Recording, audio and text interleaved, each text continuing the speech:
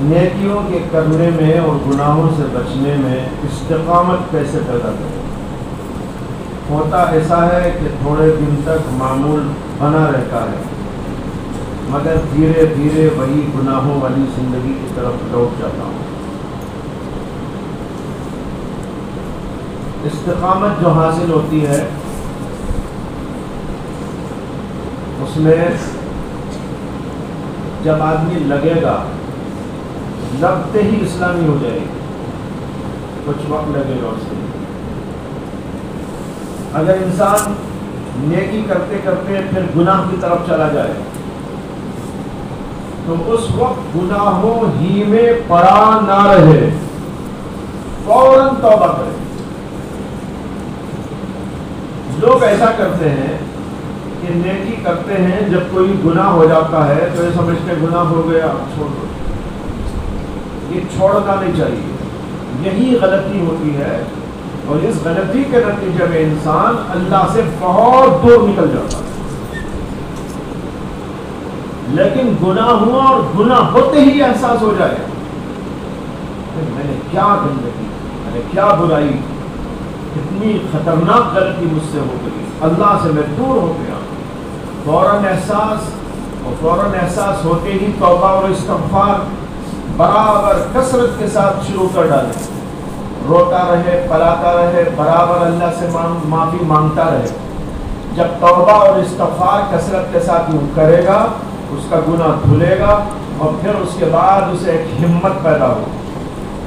اب یہ ہمت اسے پھر آگے بڑھائے نیکیوں کے کرنے میں، گناہ سے بچنے میں۔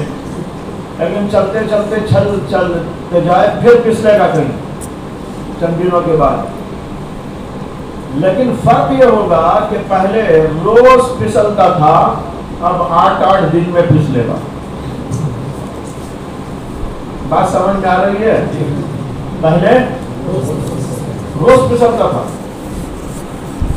لیکن توبہ، استغفار، رونا دھونا، نیکیوں کا کرنا برابر کر رہا ہے۔ میں مثال دے رہا ہوں سمجھانے کے لیے، تو اب فوراً ایسا نہیں ہوگا، چند دنوں کے بعد۔ لیکن چند دنوں کے بعد جو پھسلا تو پھر وہی رونا دھونا، استغفار، توبہ، بلکہ پہلے سے زیادہ شروع کر دے۔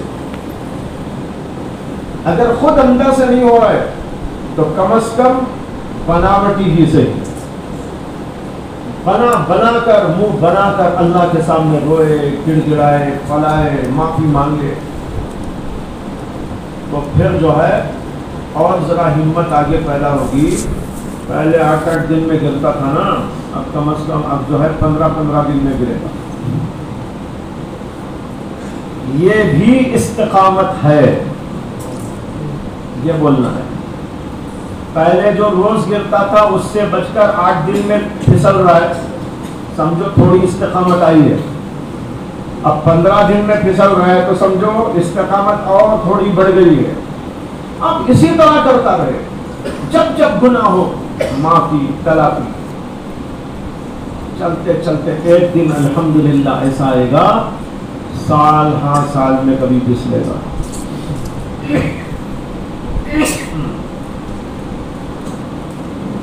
اس طرح استقامت پیدا کرائی جاتی ہے، کی جاتی ہے۔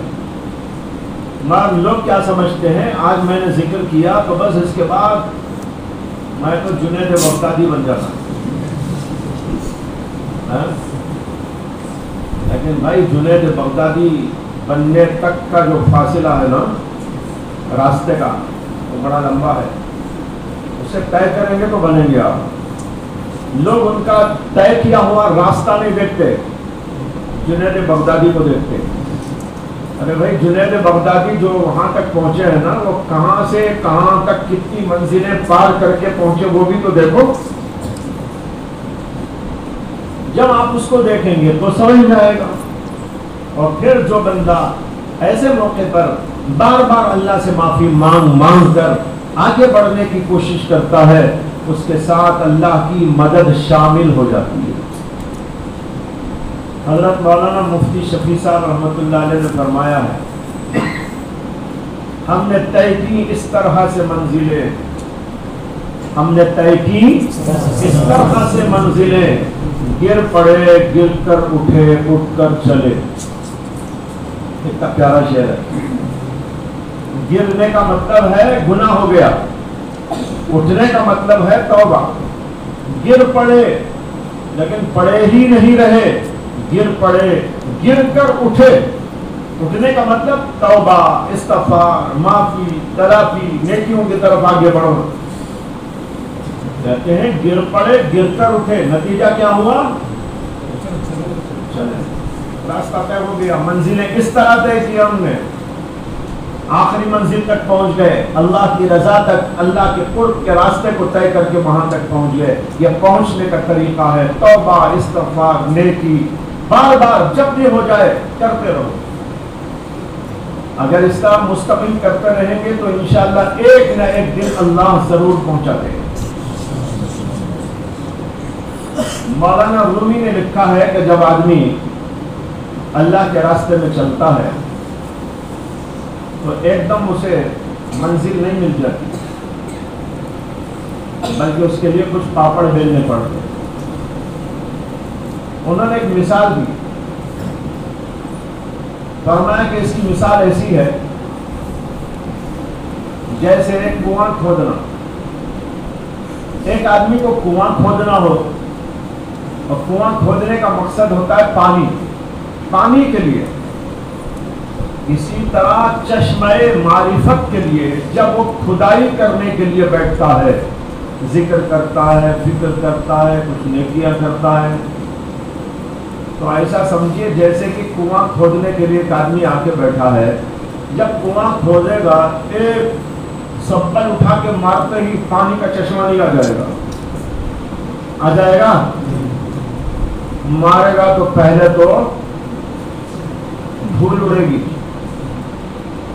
پھر اور ایک دو چار مارے گا تو کچھ مٹی اڑے گی، پھر اور بھی ذرا کھودے گا تو اور مٹی ہی مٹی، کنکرے اور کچھ اندر کی ادھر کی چیزیں وہ نکلتی رہیں گی. اور کھودو، بہت کھودنے کے بعد اندر ذرا نمی والا پانی نکلے گا. اور نمی کا پانی دیکھے تو اندازہ یہ ہوگا ہے پانی اندر. سمجھ میں آیا؟ اسی طرح جب آدمی اللہ کے راستے میں جانا چاہتا ہے، ذکر اذکار وغیرہ کرتا ہے، تو پہلے ذرا کنکرے ونکرے آتے رہتے ہیں، مٹی آتی ہے، پتھرے نکلتے ہیں، یہ سب اٹھاؤ، ادھر ادھر کرو اور برابر اپنا کام کرتے چلے جاؤ. کام دو ہیں، ایک کام نیکی کرنے کا، دوسرا کام گناہ ہو جائے، الٹا سیدھا ہو جائے، توبہ استغفار کرتے رہنے کا. بس چلاتے رہو. ایک دن آئے گا پانی اندر سے نکل کر آ جائے گا. اسی طرح ایک دن ایسا ہوگا چشمہ معرفت قلب کے اندر پیدا ہو جائے. اسی نا امید ہونے کی کوئی ضرورت نہیں. ہر سالک کو امید باندھنا اور کام کرنا ہے.